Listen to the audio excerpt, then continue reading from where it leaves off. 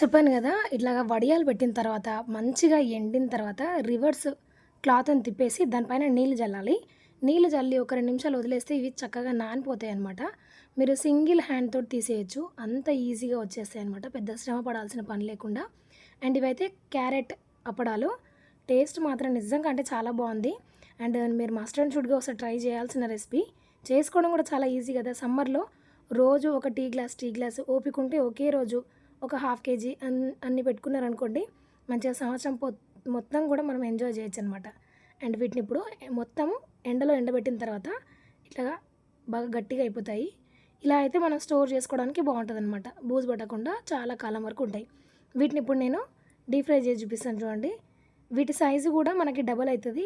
Taste గూడా చాలా బావుంటది. కొంచెం మందంగా ఉంటాయి కాబట్టి మంచిగా ఈవినింగ్ స్నాక్స్ ఐటెమ్ లాగా గూడా తినేసేయొచ్చనమాట. అంతా బావుంటది. అండ్ హెల్తీ ఐటెమ్ కాబట్టి ఒకసారి ట్రై చేయండి. ట్రై చేసి ఎలా వచ్చిందో కామెంట్ చేయండి. అంతే రెండో వైపు తిప్పాల్సిన పని లేకుండా ఈజీగా చక్కగా వేగిపోతాయి. చూడటానికి కలర్‌ఫుల్‌గా, టేస్టీగా చాలా బావుంటాయి. నచ్చితే like, share, subscribe. Thanks for watching. జై శ్రీరామ్.